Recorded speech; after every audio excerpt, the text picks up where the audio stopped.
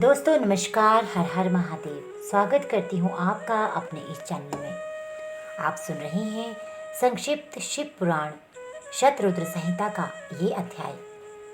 आज इस अध्याय में आप सुनेंगे शिव जी के किरातावतार के प्रसंग में श्री कृष्ण द्वारा द्वैत वन में दुर्वासा के शाप से पांडवों की रक्षा, व्यास जी का अर्जुन को शक्र विद्या और पार्थिव पूजन की विधि बताकर तप के लिए सम्मति देना, अर्जुन इंद्रकील पर्वत पर तप, इंद्र का आगमन और अर्जुन को वरदान, अर्जुन का शिव के उद्देश्य से पुनः तप में प्रवृत्त होना। तदनंतर पार्वती के विवाह प्रसंग में हुए जटिल नर्तक तथा द्विज अवतारों की फिर अश्वत्थामा अवतार की बात कहकर नंदीश्वर जी आगे कहते हैं, बुद्धिमान सनत कुमार जी, अब तुम पिनाकधारी भगवान शिव के किरात नामक अवतार का वर्णन सुनो। उस अवतार में उन्होंने मूक नामक दैत्य का वध और प्रसन्न होकर अर्जुन को वर प्रदान किया था। जब सुयोधन ने महाबली पांडवों को जुए में जीत लिया, तब वे सती साध्वी द्रौपदी के साथ द्वैत वन में चले आए। वहीं वे पांडव सूर्य द्वारा दी हुई बटलोई का आशय लेकर सुखपूर्वक अपना समय बिताने लगे। प्रियवर, उसी समय सुयोधन ने आदर पूर्वक मुनिवर दुर्वासा को छल करने के लिए प्रयोजन से पांडवों के निकट जाने के लिए प्रेरित किया। तब महर्षि दुर्वासा अपने 10,000 शिष्यों के साथ आनंद पूर्वक वहां गए और पांडवों से मनो अनुकूल भोजन की याचना की। तब उन सभी पांडवों ने उनकी प्रार्थना स्वीकार करके दुर्वासा आदि तपस्वी मुनियों को स्नान करने के लिए भेजा। मुनीश्वर, इधर अन्नाभाव के कारण वे सभी पांडव बड़े संकट में पड़ गए और मन ही मन प्राण त्याग देने का विचार करने लगे। तब द्रौपदी ने श्री कृष्ण का स्मरण किया। वे तत्काल ही वहां आ पहुंचे और शाक का भोग लगाकर उन सभी तपस्वियों को तृप्त कर दिया।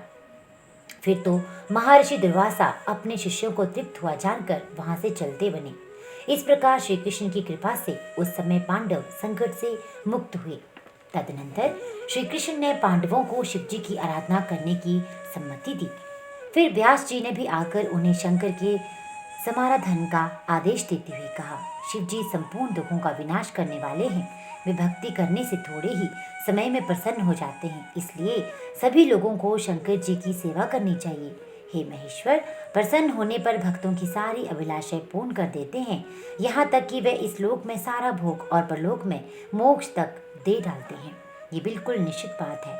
इसलिए भुक्ति मुक्ति रूपी फल की कामना करने वाले मनुष्यों को सदा शंभु की सेवा करनी चाहिए, क्योंकि भगवान शंकर साक्षात परम पुरुष, दुष्टों के संहारक और सत्पुरुषों के आश्रय स्वरूप हैं। अब अर्जुन पहले दृढ़तापूर्वक शक्र विद्या का जप करें, तब इंद्र पहले परीक्षा लेंगे, पीछे संतुष्ट हो जाएंगे। प्रसन्न होने पर वे सर्वदा विघ्नों का नाश करते हैं और फिर शिव जी का श्रेष्ठ मंत्र प्रदान करेंगे। नंदीश्वर जी कहते हैं, मुने, इतना कहकर व्यास जी अर्जुन को बुलाकर उन्हें शक्र विद्या का उपदेश देने को उद्यत हुए। तब तीक्ष्ण बुद्धि अर्जुन ने स्नान करके पूर्व मुख बैठकर उस विद्या को ग्रहण किया। फिर उदार बुद्धि मुनिवर व्यास जी ने अर्जुन को पार्थिव लिंग के पूजन का विधान बतलाकर उनसे कहा। व्यास जी बोले, पार्थ, अब तुम यहाँ से परम रमणीय इंद्रकील पर्वत पर जाओ और वहाँ जाह्नवी के तट पर बैठकर समयक रूप से तपस्या करो।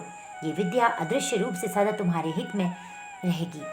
अर्जुन को ऐसा आशीर्वाद देकर व्यास जी पांडवों से कहने लगे, नृपश्रेष्ठो, तुम सब लोग धर्म पर दृढ़ बने रहो, इससे तुम्हें सर्वथा श्रेष्ठ सिद्धि प्राप्त होगी। इसमें अन्यथा विचार करने की आवश्यकता नहीं है।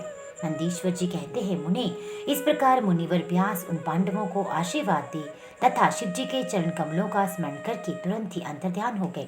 उधर शिव मंत्र के धारण करने से अर्जुन में भी अनुपम तेज व्याप्त हो गया।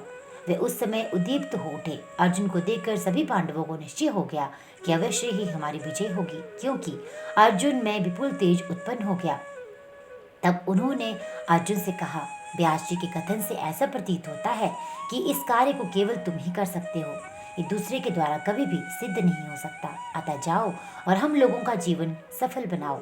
तब अर्जुन ने चारों भाइयों तथा द्रौपदी से अनुमति मांगी। उन लोगों को अर्जुन के विछोह का दुख तो हुआ, पर कार्य की महत्ता देखकर सभी ने अनुमति दे दी।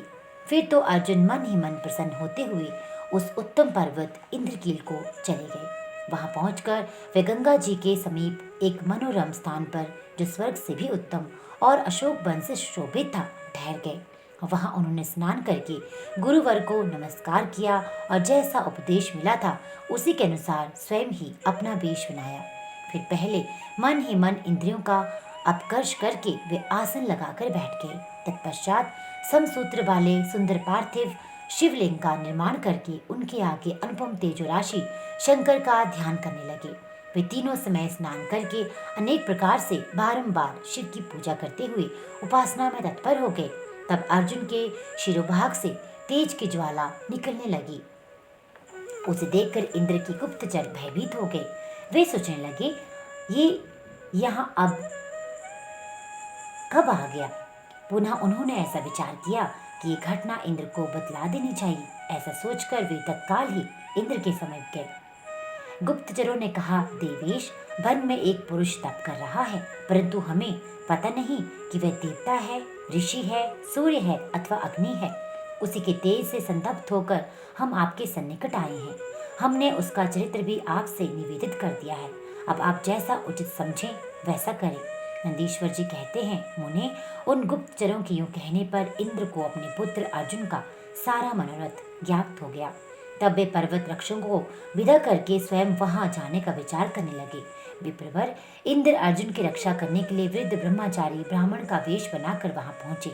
उस समय उन्हें आया हुआ देखकर पांडुपुत्र अर्जुन ने उनकी पूजा की और फिर उनकी स्तुति करके आगे खड़े हो पूछने लगे, ब्राह्मण, बताइए इस समय कहाँ से आपका शुभ आगमन हुआ है। इस पर ब्राह्मण वेशधारी इंद्र ने अर्जुन को ऐसे वचन कहे जिससे वे तप से डिग जाए। पर अर्जुन को दृढ़ निश्चय देखा। तब अपने स्वरूप में प्रकट होकर इंद्र ने अर्जुन को भगवान शंकर का मंत्र बताया और उसका जप करने की आज्ञा दी। तदनंतर अपने अनुचरों को सावधानी के साथ अर्जुन की रक्षा करने का आदेश देकर वे अर्जुन से बोले, भद्र, तुम्हें कभी भी प्रमाद पूर्वक राज्य नहीं करना चाहिए, परंतप ये विद्या तुम्हारे लिए श्रेष्ठकर होगी। साधक को सर्वथा धैर्य धारण करना चाहिए।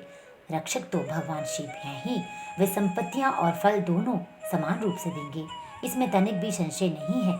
नंदीश्वर जी कहते हैं, मुने, इस प्रकार अर्जुन को वरदान देकर देवराज इंद्र शिव जी के चरण कमलों का स्मरण करते हुए अपने भवन को लौट गए।